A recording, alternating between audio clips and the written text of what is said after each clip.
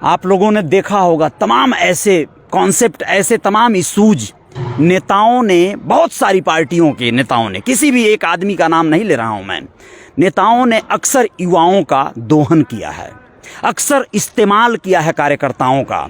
इस दुनिया में 3 वर्ग रहा है, एक राजा, एक प्रजा और एक सेना। आज के तारीख में उसका पूरी परिभाषा बदल गई है। एक नेता है, एक उसका कार्यकर्ता है और एक आम वोटर्स हैं। यही सदियों से रहा है, यही सदियों तक रहेगा। आप लोगों को बता दूं कि यहाँ पर राजा तो राज करता है, लेकिन क्या सेना या प्रजा क्या करती है आप लोग जानते हैं। सेना लड़ाइयाँ लड़ती है, मारती है, मरती है, गोलियां खाती है, भाले खाती है, लेकिन प्रजा सिर्फ वही कर्जा खाकर जीने खाने का कार्य करके बस मर जाती है। आप लोगों के बीच में एक ऐसे शख्स को मैं पेश कर रहा हूं, रियल रिपोर्टर न्यूज पे अजय साहनी स्टार। आप लोगों को बताने जा रहा हूं कि धर्मात्मा निषाद को, निषाद समाज से जुड़ा हुआ कम ही विरले व्यक्ति होंगे जो नहीं जानते होंगे।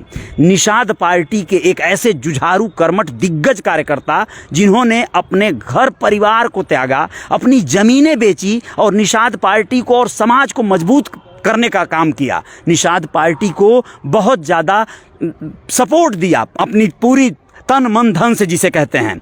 उस धर्मात्मा निषाद की आत्मा आज दुखी है, उसी निषाद पार्टी से, उनके मुखिया से। आखिर क्यों, जानने की कोशिश करेंगे, पूरी वीडियो देखिएगा। धर्मात्मा जी, स्वागत है रियल रिपोर्टर न्यूज पे। बहुत बहुत धन्यवाद सर। सबसे पहले आपके सभी दर्शकों को मेरा सादर प्रणाम, नमस्कार। जी। आपके साथ ये क्या हो रहा है आजकल? आप तो बहुत ज्यादा जो है कर्मठ कार्यकर्ताओं में गिने जाते थे।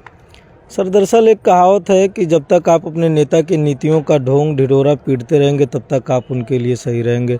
जिस दिन आप जो है कहीं ना कहीं नीतियों से हट करके उनको सही नीतियों पर चलने के लिए अगर आप आगाह करेंगे या फिर उनसे अनुग्रह करेंगे तो उन लोगों को कहीं ना कहीं पीड़ा होने लगती है कि हमें ही सिखाने लगा है। वो जो बना दिए हैं प्लेटफॉर्म अपने बच्चों के लिए, अपने परिवार के लिए, उसमें कोई खलंग नहीं पड़नी चाहिए, उनका काम होना चाहिए, बाकी लोग जाएं भाड़ में। यही होता है ना? जी। अब जैसे मान लीजिए सर, अगर मान लिया जाए सामाजिक भागीदारी की, तो निषाद पार्टी का गठन किस लिए हुआ था? निषाद समाज के उद्धार के लिए हुआ था। बिल्कुल। निषाद समाज को ये कहा गया था कि बाकी के सारे नेता गद्दार हैं और हम जो है असली जो है समाज के वफादार हैं और समाज को हम अधिकार दिलाने आए हैं। और आज वही एकदम परिपाटी दोहराई जा रही है जो विगत दिनों और लोगों ने दोहराया। जी। तो सर इन सभी विषयों पर मैं आऊंगा जो मैं बता रहा हूँ जिस संदर्भ में। तो मान लीजिए कि समाज के उत्थान के लिए निषाद पार्टी का गठन हुआ था। हम कह रहे हैं कि पहले तो पार्टी कमज़ोर थी, मान लीजिए हम उस लायक नहीं थे कि हमें जो है 10-20 सीटें मिल रही हों जिससे हम समाज के युवाओं को आगे ला सकें। लेकिन जब भी हमें मौका मिले कम से कम उस अवसर का तो हमें फ़ायदा उठाते हुए युवाओं को और निषाद समाज के वरिष्ठ समाज सेवियों को सदन में भेजने का कार्य किया जाना चाहिए था। 2022 की बात आती है सर, पुरानी बातों को छोड़ दीजिए, नए पे रही आ जाइए।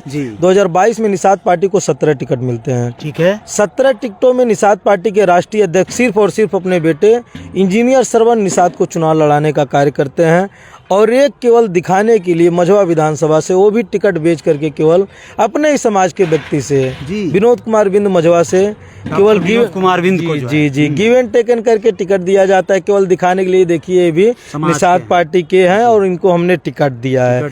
2 लोगों को ये लोग सर लड़ाते हैं। पीयूष रंजन निषाद जी को लड़ाते हैं तो खैर मान के चलिए स्वास्थ्य मंत्री सिद्धार्थनाथ सिंह के करीबी भी थे और भाजपा में उनकी अच्छी पकड़ थी तो भारतीय जनता पार्टी से लड़ते हैं। लेकिन निषाद पार्टी के कोटे के ही सीट से लड़ते हैं, उसमें भी गिव एंड टेकन होता है सर। क्योंकि मैं साथ में इनके रहा हूँ, हर एक चीजों को मैं परख भी चुका हूँ और देख भी चुका हूँ। तो ये लोग 3 सीट निषादों को लड़ाते हैं। बाकी अन्य जगह पर सर मोटी रकम लेकर के टिकटों को बेचने का कार्य किया गया।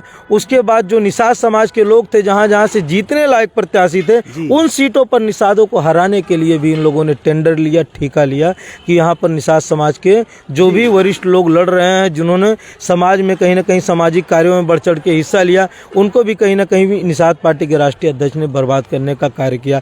उन सभी चीज़ों का सर हम लोग विरोध करते रहे हैं कि आप लोग ऐसा कम से कम मत करिए। हम कह रहे हैं कि निषाद पार्टी, निषाद आरक्षण के लिए निषाद पार्टी का उदय हुआ था सर। तो अगर निषाद पार्टी का उदय निषाद आरक्षण के लिए हुआ था तो निषाद आरक्षण के लिए सदन में बोलने वाला निषाद समाज का जब कोई जाएगा तभी तो वहाँ पर अपनी आवाज उठाएगा कि या फिर ठाकुर साहब, पंडित जी या यादव जी आपकी आवाज उठाएंगे। जब भी आवाज आपके उठाएंगे तो आपके युवा क्रांतिकारी या फिर वरिष्ठ समाज से भी उठाएंगे जो आपके समाज से बिलोंग करते हैं। हैं, लेकिन उनको ये लोग टिकट ना दे करके टिकटों को बेचने का कार्य किया। और सभी लोग सर चुनाव जीत करके सिर्फ और सिर्फ अपने पैसे को रिकवर करने में लगे हुए हैं, जितने भी विधायक हैं। समाज का कोई मतलब नहीं है, समाज का कोई मतलब नहीं है सर। सब हम कह रहे हैं जो व्यक्ति 10-5 करोड़ रुपए खर्च करके विधायक बनेगा, 5 साल हो तो 5 का 50 बनाने का प्रयास करेगा ना सर। कितना बड़ा रहस्योद्घाटन कर रहे हैं धर्मात्मा निषाद, जो बारीकियां बता रहे हैं। इन्हीं बातों को कहते कहते कुछ युवा परेशानियों में चले गए। मैं कहना चाहता हूं, एक नाम ले लूंगा, रविंद्र निषाद हो गए, राजा निषाद हो गए। ये लोग जो है कहीं ना कहीं बगावत के सुर छेड़े और वो आज शांत हैं, कहीं खामोश हैं, या फिर उनके शोर को कोई सुन नहीं रहा है, उनकी आवाज नहीं सुन रहा है। आपको डर नहीं लग रहा है ये सब बातें करते हुए? सर अगर भगत सिंह जी डरे होते तो हमारी आपकी, क्षमा चाहता हूँ इस बात को कहते हुए, हमारी आपकी बहनें अंग्रेजों की रखैल होती हैं। लेकिन भगत सिंह जैसे लोगों ने जब क्रांति का बिगुल बजाया, तब जाकर के अंग्रेजों ने देश छोड़कर भागना शुरू किया।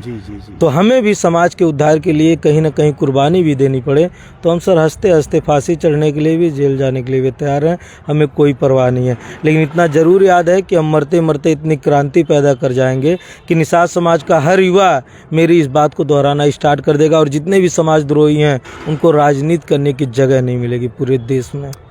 आप लोग सोच कर देखिए कि एक युवा किस तरह से अपने सर पे कफन बांध के समाज का हक हुलूल दिलाने की बातें कह रहे हैं। और ये कह रहे हैं कि जो नहीं अधिकार दिला सके, डॉक्टर संजय निषाद जो कि आज मंत्री हैं, कैबिनेट मंत्री हैं, उनके 2 बेटे ऐसे पद पर हैं जो कि बिल्कुल एक संवैधानिक पद पर। अब सोचिए कि ऐसे में यह लोग जब कुछ भी नहीं थे, उस समय धर्मात्मा निषाद जैसे तमाम युवाओं ने अपने आप को झोंक दिया और आज वो बहुत अच्छे पदों पर चले गए, फिर भी समाज को कोई अधिकार नहीं दिला पा रहे हैं, तो इनको आवाज उठानी पड़ रही है।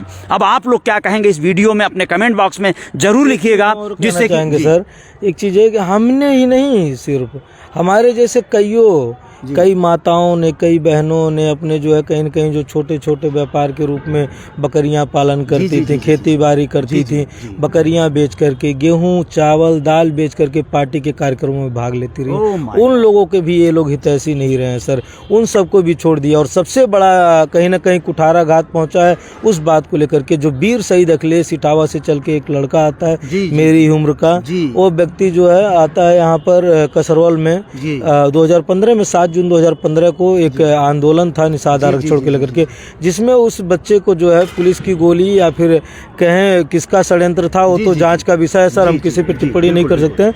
लेकिन उसको भी कहीं ना कहीं शहीद होना पड़ता है, उस बच्चे को निषाद समाज के आरक्षण के लिए। उस परिवार का सर ये लोग नहीं जब ख्याल किए तो हमारी क्या बात है।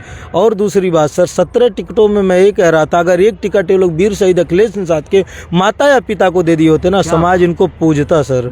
ठीक है, इतनी बड़ी बात है ये। देखिए ये तार्किक बातें हैं, लेकिन बेचने के इस बाजार में आदमी इतना ज्यादा जो है अपनी अस्मिता को खो दिया है कि अब कोई बात ही नहीं रह गई कहने के लिए। आप लोगों को मैं वादा करता हूं क्रमशः हम लोग धर्मात्मा निषाद के तमाम बाइट्स और तमाम बातों को आप लोगों तक पहुंचाएंगे।